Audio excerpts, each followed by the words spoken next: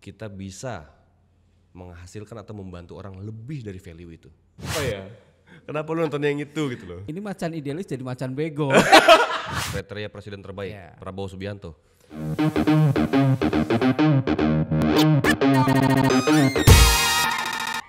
Jumpa lagi dengan saya Hadi Suprapto, Chief Content Officer Haluan Media Group. Kali ini kita kedatangan Bang Uda Vesco Rusemi. Vasco. Vasco bukan V ya. Iya, Vasco. V. Victor. Ya. Alpha Sierra Charlie Oscar. Vasco. Ya. Vasco harus. Bang, apa kabar Bang? Sehat? Alhamdulillah. Abang atau Uda nih? Bebas, boleh. Kalau orang Minang manggilnya Uda biasanya. Udah aja. Udah Vasco. Panggil Bang juga boleh kan. Oke. Jangan panggil Mas lah. Cocok aja. Oke, udah. Ya Mas. Saya kemarin lihat beberapa slide di TikTok, di YouTube. Ada Vasco pulang kampung. Gitu ya. Pulang kampuang. Iya. Apa itu artinya? Apa artinya? Sebenarnya Haluan ini kan media yang punya orang Minang nih kan. Iya betul. Kenapa bisa hostnya orang Jawa gitu loh. Yang cari yang medok lagi kan. ini agak paradoks nih gitu. Ini nyasar. Coba gimana? Kenapa bisa begitu? Kok jadi gue yang nanya? Ini nyasar. Hah? Ini nyasar. Nyasar. Ya, kayaknya udah ini sudah pada nggak mau jadi pemret. Gitu ya. Udah nggak mau di depan ya, harus di belakang semua ya. Jadi ya sudahlah, saya orang Jawa. Iya. Jadi orang awak. Iya. Tapi istri orang Minang. Orang Sunda. Oh Sunda. Okay. Sunda tapi besar di Jakarta. Iya. Kapan terakhir ke Minang Bang? Terakhir ke Minang beberapa bulan lalu dan besok berangkat lagi ya? Jangan kebalik Bang. Bolak-balik. Pertanyaannya. Padang. Lu tadi nanya apa tadi? Nanya. Gue kebiasaan nanya masalahnya. Pulang kampung ya? Ya prinsipnya gini ya, kalau gue pribadi, ini kita bahasa Indonesia kan, bukan bahasa Minang kan? Kalau gue pribadi. Bahasa Minang error ntar. Atau bahasa Jawa. Ya orang Minang ini kan identik dengan budaya merantau ya. Jadi budaya merantau. Memang kalau kita lihat, kita bicara sejarahnya orang-orang Minang itu kita bicara skala nasional di Indonesia ini perannya terhadap bangsa ini sangat besar. Dari zaman pra kemerdekaan sampai pasca kemerdekaan itu banyak sekali tokoh-tokoh Minang yang memang berkaliber nasional bahkan internasional untuk memperjuangkan bangsa kita ini. Nah budaya merantau ini yang membuat orang-orang Minang ini akhirnya dikenal di berbagai macam penjuru bangsa ini. Oke. Nah tapi ada hal yang tidak boleh kita lupakan sebagai orang Minang. Pulanglah ke kampung. Di saat kita sudah sukses merajalela di luar di tanah orang, pulang ke kampung, kita perhatikan lagi kampung kita. Bangun kampung. Gitu. Bukan hanya bangun kampung, intinya bangun itu kan kita bisa bicara by SDM, by infrastruktur dan lain-lain. Bahkan jaringan sekalipun harusnya bisa kita manfaatkan dan kita maksimalkan untuk perkembangan tanah Minang kita tercinta itu. Gitu. Jadi gue pengen banget menjadi sebuah ketok tular di saat sebenarnya saat ini juga banyak loh tokoh-tokoh Minang yang top di luar ya. Betul. Yang tidak tinggal di Sumatera Barat gitu ya. Yuk pulang kampung lah. Pulang kampung bukan hanya untuk lebaran, tapi pulang kampung untuk kita kembalikan lagi kebanggaan akan kejayaan Minangkabau di Republik ini. Gitu. Karena zaman dulunya tokoh-tokoh hebat banyak yang lahir dari sana ya. Ya, founding father kita bisa dibilang 60-70% ini orang Minang isinya. Memang ya dipimpin oleh orang Jawa ya, Bung Karno, tapi kan di sekeliling Bung Karno itu kan orang Minang. Ya, orang Minang. Ya nggak ada juga republik ini tanpa adanya ibu kota kita di Bukit Tinggi waktu itu. Ya, nggak ada juga namanya kita pernah loh jadi ibu kota negara Sumatera Barat itu, ya kan? Ya, betul. Pernah pada saat PDRI, pemerintahan darurat. Ya. Dan kita juga pernah punya presiden Setengah saat. Ya kalau bisa sejarah panjang nggak habis dalam satu hari. Habis itu walaupun ke Jawa lagi. Ke Jawa lagi cari duit lagi, ya kan? Cari duit lagi, kembangin networking lagi, pulang kampung lagi, bangun lagi kampung gitu. Betul. Karena saya lihat Padang perkembangannya relatif ini ya, tidak sepesat daerah-daerah lain ya. Mas yang ngomong ya, bukan saya ya. Emang gitu Mas? Ini ini pendapat saya. Betul nggak sih sebenarnya? Iya. Gini loh, itu salah satu faktor memang ya. Tadi saya bilang tadi, networking kita para perantau ini kan sangat kuat dan besar. Nah, saya inginkan gitu loh sebenarnya. Yuk rekatkan kembali tangan kita, semangat kita untuk kejayaan Sumatera Barat itu gitu loh. Bukan hanya Sumatera Barat, tapi bicara Minangkabau secara keseluruhan gitu ya. Nggak tahu, walaupun saya lahir di Jakarta Mas, tapi kecintaan saya terhadap ranah Minang ini mungkin melebihi teman-teman yang lahir di sana. Bisa bahasa Minang? Ya pastilah harus bisa, walaupun agak patah-patah kan, tapi tetap saya menikmati bahasa-bahasa Minang itu. Kalau perhatikan di konten-konten saya di YouTube misalnya, di YouTube mau saya di TV-TV nasional, media-media mainstream, saya selalu selipkan mengenai keminangan ini. Selalu biasa saya selipkan. Oke, jadi kebanggaan akan ranah Minang ini. Iya betul. Ini Bang Vasco ini sebenarnya terkenal dengan macan idealis. Ya, jadi kontennya luar biasa. Dia biasa interview. Emang udah nonton Macan Idealis pernah? Udah dong. Yang mana tuh yang terakhir? Ayo kita tes. Jangan ngomong doang ini. Bener nggak ada pernah nonton? Tawa dia. Nih. Oke. Dari artis. Iya. Nggak sebutin terakhir yang lo nonton. Aduh, terakhir siapa ya namanya? Gue tahu kok yang lo nonton terakhir. Aduh. Pasti Mat Peci yang lo tonton kan? Mat Peci. Oh iya. Oh iya kan? Ya Mat Peci. Ya. Terus yang soal apa tuh Mat Peci? Poligami. Kenapa ya? Kenapa lu nonton yang itu gitu loh? Karena ada quote-nya. Ini macan idealis jadi macan bego. Depan istri kan? Depan istri ya. Masalahnya Mat Peci bawa 2 istrinya kan. Jadi kadang-kadang seorang yang idealis pun yang cerdas di mana-mana, juru bicara. Terus tiba-tiba jadi bego. Karena hanya ngomongin poligami. Iya. Kalau poligami saya nggak berani Mas misalnya. Depan istri udah 1 aja kita udah cukup pusing itu udah. Nggak usah nambah energi lagi lah. Saya pikir mau nambah. Iya enggak. Belum berani. Tapi asik loh. Jadi ini kan kalau saya baca sejarahnya dari seorang mahasiswa kemudian masuk politik jadi konten kreator. Sebenarnya arahnya kemana? Sebenarnya arah hidup. Semua yang saya jalanin itu semua by passion. Oke. Semua mau itu di dunia politik, dunia organisasi, dunia bisnis, bahkan sampai ke dunia konten kreator. Itu passion. Kalau saya tidak menggerakkan diri saya tidak by passion, pasti nggak akan optimal gitu loh Mas. Kalau di kepala kita ada target tertentu yang sifatnya mungkin hanya sekedar duniawi tok gitu ya, saya yakin nggak akan optimal. Mau bicara YouTube, banyak kan teman-teman sekarang mau bicara YouTube tapi di awal udah bilang kira-kira penghasilannya berapa ya main YouTube. Saya yakin yang kayak begitu dari awal niatnya begitu, jarang yang akhirnya bisa konsisten untuk terus bertahan gitu ya. Tapi AdSense banyak. Ya banyakkan haluan lah kayaknya. Awas dikejar pajak. Apalagi udah ada sponsor nih. Ini sponsor bukan belum? Sponsornya masih gelap. Masih gelap. Tuh, sindiran tuh. Sebutin nggak usah ya. Ya harusnya sadar diri sih. Besok tutup aja lah. Iya tutup aja lah. Pakai gelas gitu kan. Nah itu. Jadi saya ngamatin oke banget sih kelahiran 86 ya. 86 kemudian sudah pernah jadi juru bicara tim pemenangan, kemudian sekarang jadi ketua DPP. Itu luar biasa untuk karir politik ini. Nah, cita-cita ke depan yang kepengen diraih itu apa sih?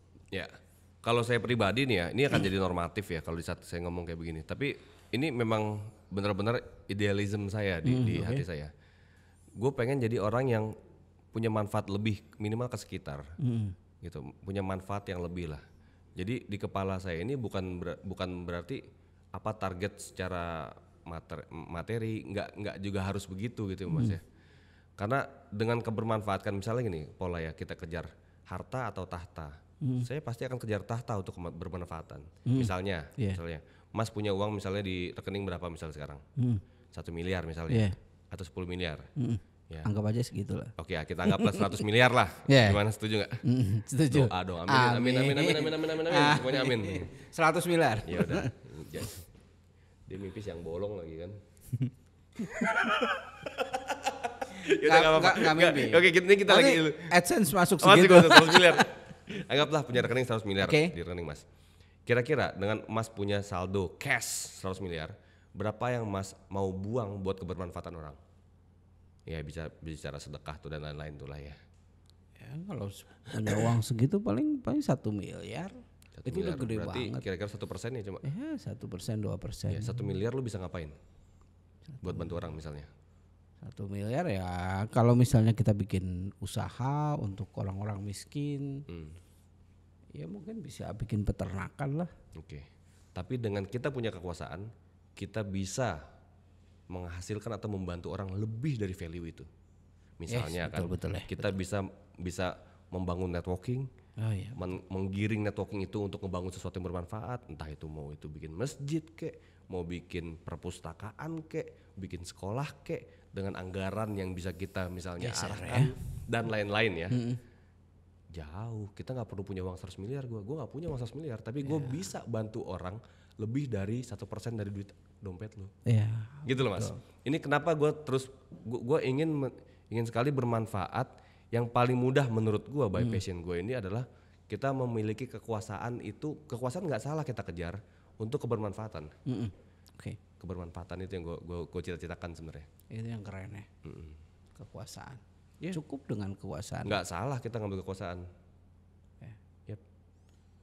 Itu yang menjadi pikiran-pikiran dari zaman dulu, senang sekali dengan Soeharto. Ya.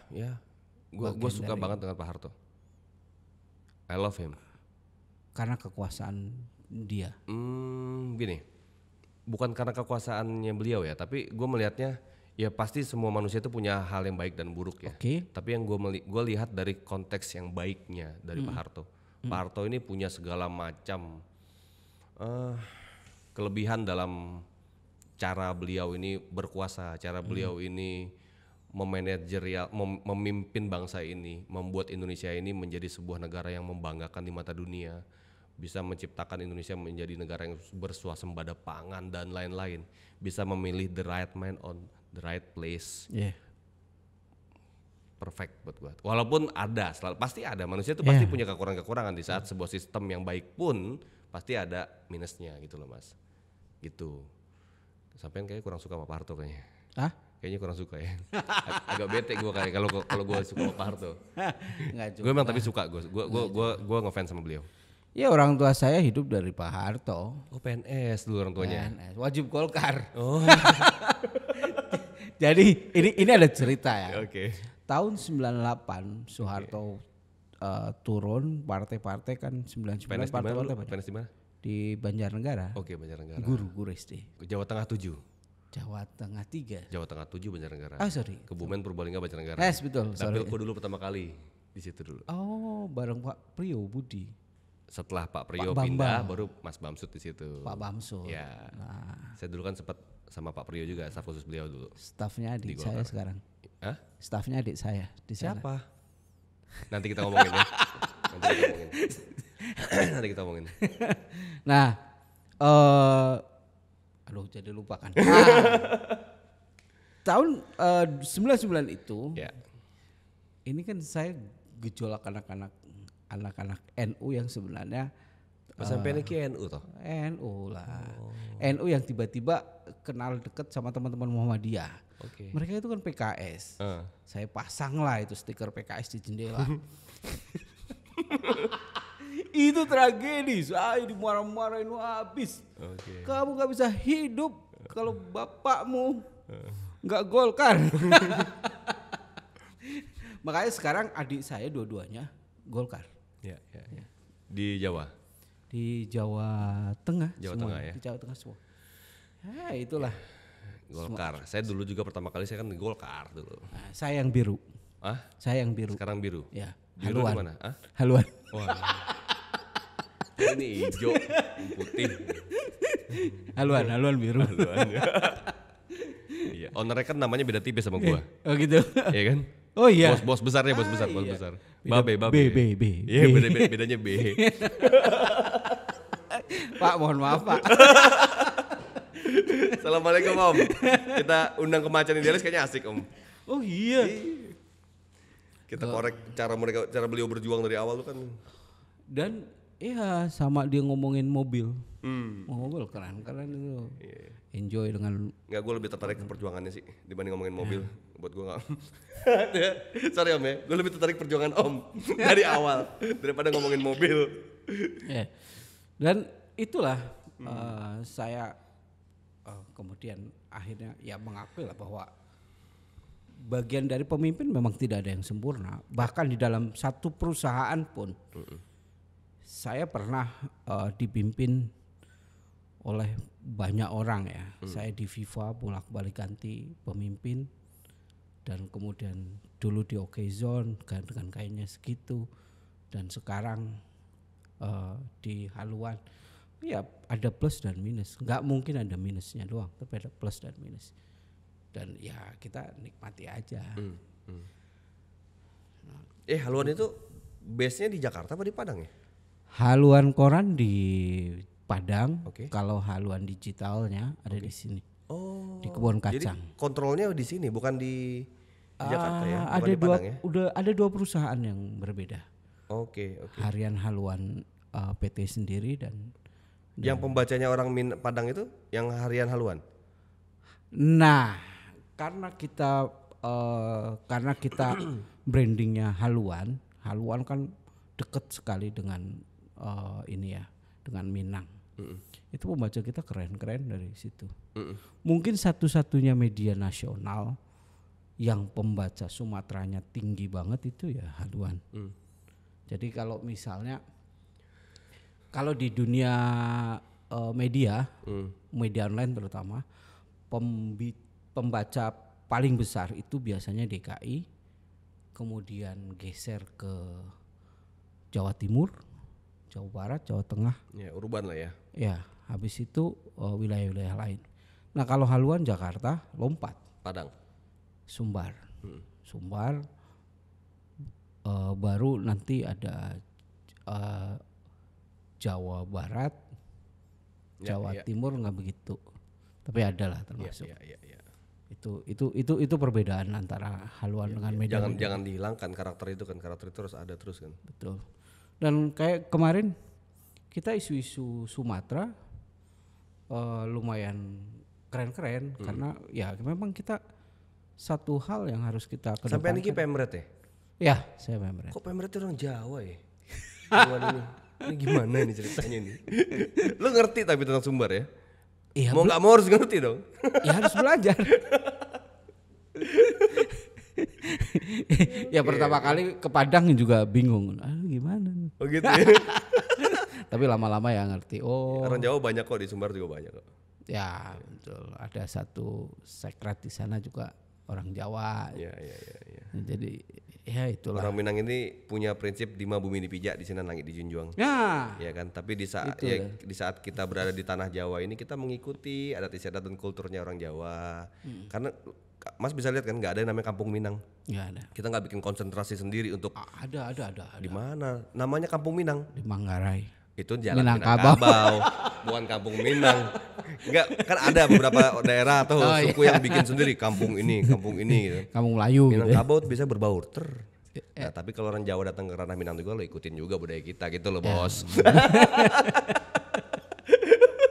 Enggak, saya minoritas kok, sadar. Iya. Di sana, di balik ke sini lo mayoritas lagi. Enggak, di haluan saya minoritas. Oh, di haluan. Tapi kan bos, Pemret. Iya, komandan ini kan. Ya itulah. Jadi kayak hal-hal yang berbau Padang akhirnya ya kita pelajarin. Ya, mau nggak mau. Pelajari ya sedikit-sedikit. Gue boleh sambil minum ya? Boleh. Disindir tadi udah nih. Iya. Aqua, mana aqua gitu kan. Lihat gitu, tit gitu kan. Ada bijak berplastik. Iya, ada bijak berplastik. Tapi tidak bijak beriklan.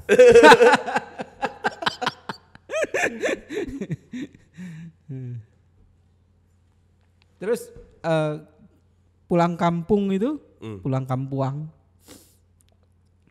itu seberapa urgent sih Padang teman-teman harus pulang kampung? Ya itu menurut gua adalah sebuah budaya yang harus terus dilestarikan di saat kita sudah mempunyai sesuatu yang cukup di tanah rantau, kita perkuat tanah asli kita gitu loh. Ranah Minang itu kita perkuat, harus kita perkuat. Karena disitulah nilai-nilai kebanggaan kita sebagai orang Minang, orang berdarah Minang ini ya. Itu penting banget Mas, penting banget ya buat. Bukannya gua terlihat terlalu mengagungkan Sumatera Barat ya atau Minangkabau ya, tapi memang orang-orang Minang ini coba tanya teman-teman yang penonton orang Minang nih di sini, komentar terus komentar ya. Seberapa cinta kalian sama ranah Minang? Gue yakin cintanya setengah mati. Betul. Yakin. Walaupun dia berada di tanah Papua, berada di Jerman, berada di Eropa. Bacanya haluan. Baca haluan tetep ya. Iya. Jadi jumlah penduduk Sumatera Barat itu kan nggak banyak Sumatera Barat ya. Tapi orang Minang yang menyebar itu kan banyak sebenarnya. Iya kan? Betul, Paling gampang kalau ke daerah yang non Muslim cari makanan halal, cari yang orang makan masakan Padang, selesai udah. Iya kan? Nggak bakal campur babi tuh di situ kan. Ya. Diasporanya banyak. Banyak diasporanya kan. Itu paling gampang deh.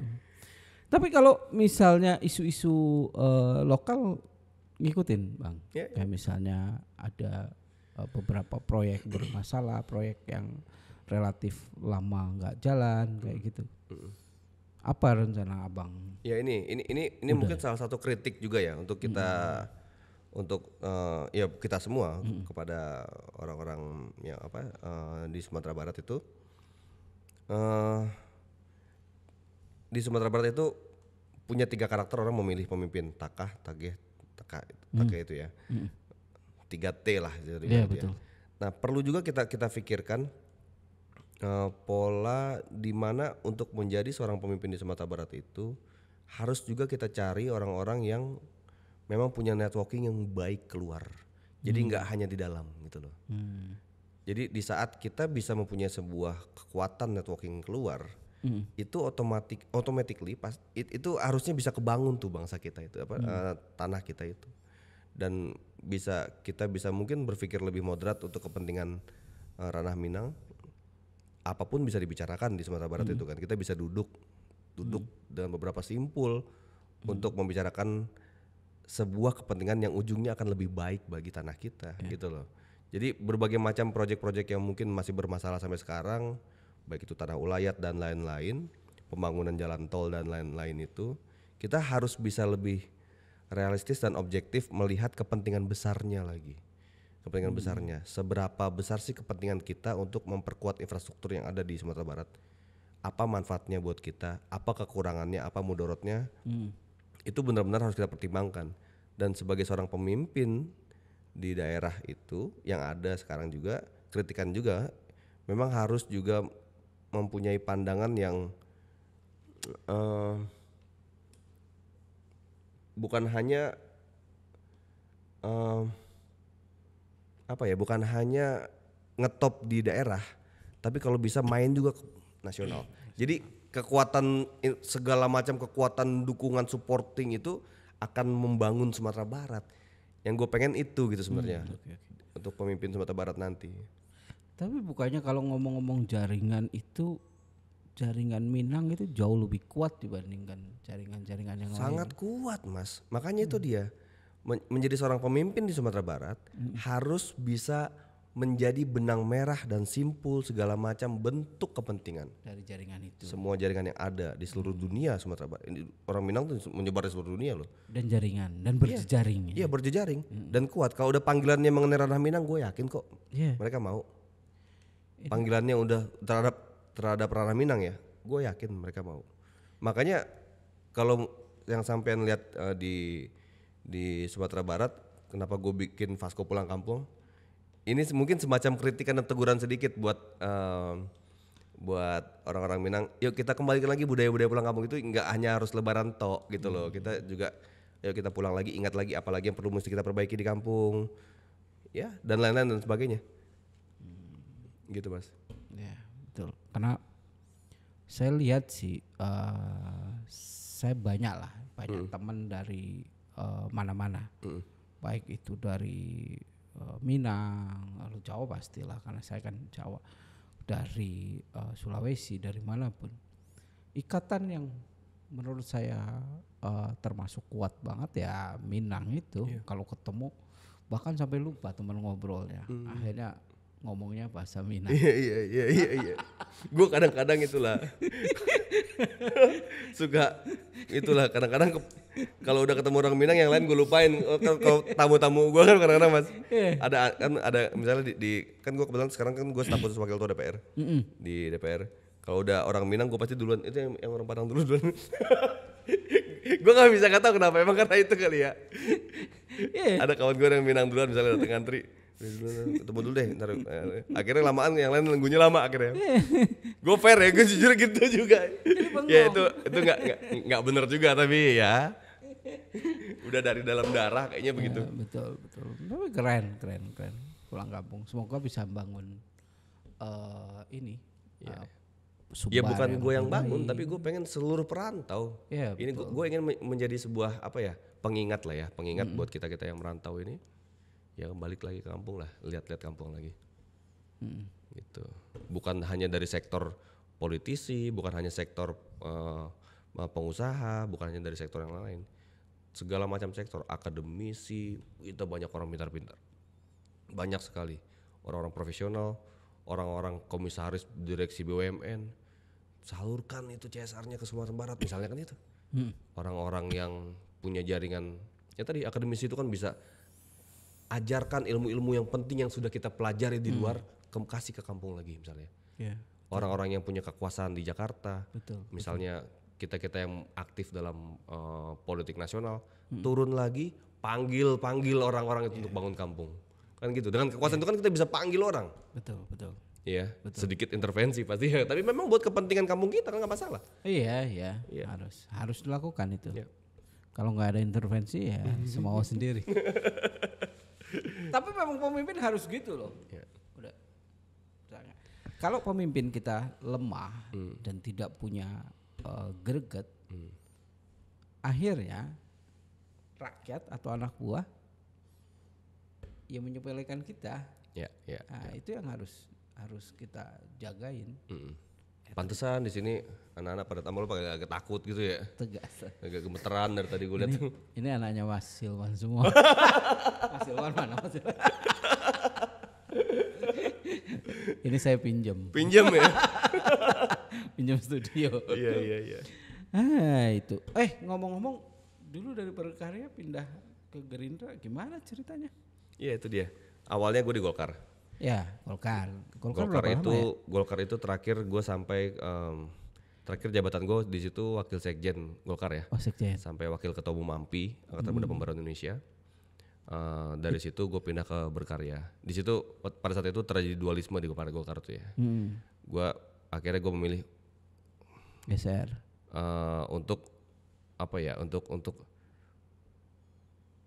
anak Pak Harto ada yang membuat partai waktu itu kan, Pak Tommy Soeharto. Akhirnya gue memilih untuk ikut bergabung ke Berkarya bareng Pak Priyo sekjennya waktu itu, bergabung ke situ dengan kecintaan gue terhadap Pak Harto ya.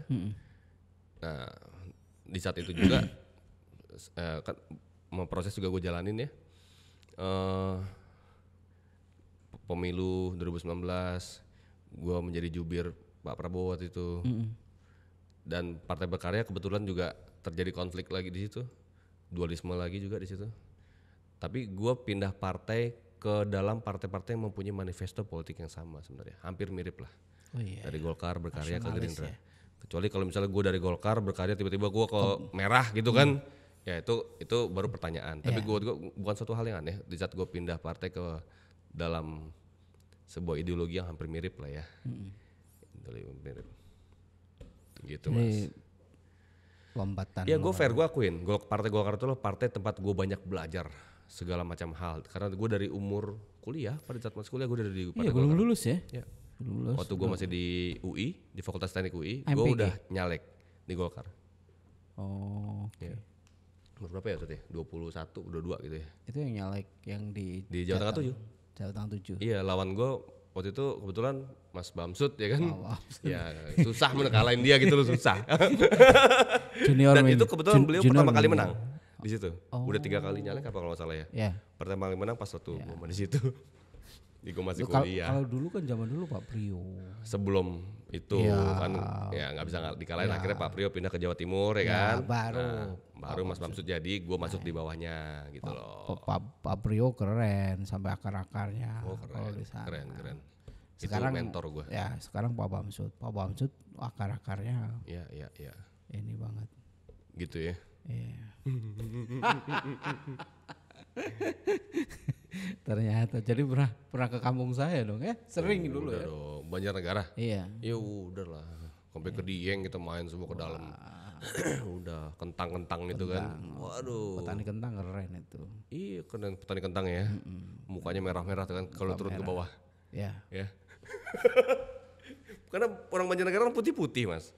Tapi kalau udah turun langsung merah tuh. Ya. Kalau udah turun ke Gombong misalnya gitu kan, merah langsung tuh ini ya. Dan di sana itu kan karena dingin, orang minum air panas nggak kerasa. Kalau lidahnya sudah matang. Udah matang. Begitu turun ke bawah, itu sakit. Itulah dia. Sekarang lagi beku katanya. Iya. Gitu sih. Ya mudah-mudahan sukses Ya. di 2024. Satu lagi. 2024. 2024. Satu lagi kelewat. Mm. Kriteria pemimpin negeri ini menurut udah Pemimpin negeri ini, ya maksudnya presiden ya, pemimpin atau maksudnya presiden, to the point presiden. Kriteria presiden terbaik, Ya. Prabowo Subianto.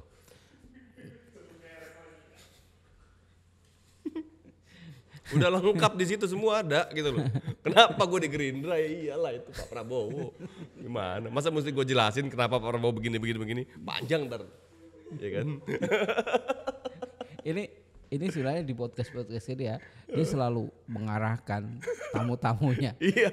untuk mendukung Prabowo. Bahkan Raffi Ahmad pun, lu dukung ya? Pertanyaannya itu pertanyaan jebak. Tapi Ahmad dari Gong ya kan? Raffi Ahmad. Pras Teguh dukung. Pras Teguh. Ya, itu kepepet. Yang darah Minang Aldi Taher itu dukung ya kan? Aldi Taher. Iya. Tapi yang lucu Raffi Ahmad tuh. Iya. sampai 2 kali ya? Iya. Ditanyain 2 kali. Iya. Lu kok enggak? Iya. Ini Abis itu udah gue kelarin, udah cukup, udah itu doang yang gue perlu. Ya kayak gitu aja. Ya oke sih, thank you banget. Oke, thank Semoga you. sukses. Thank you mas, di Sumbar. sukses terus haluan. Oke. Semoga menjadi media mainstream terbesar di Indonesia. Ya. Kebanggaan orang Minang jadinya. Ya, kebanggaan orang Minang. Sejak 148. Dan ownernya ini adalah salah satu putra Minang, kebanggaannya orang Minang. Ya, mudah-mudahan. Ini salah satu yang apa ya?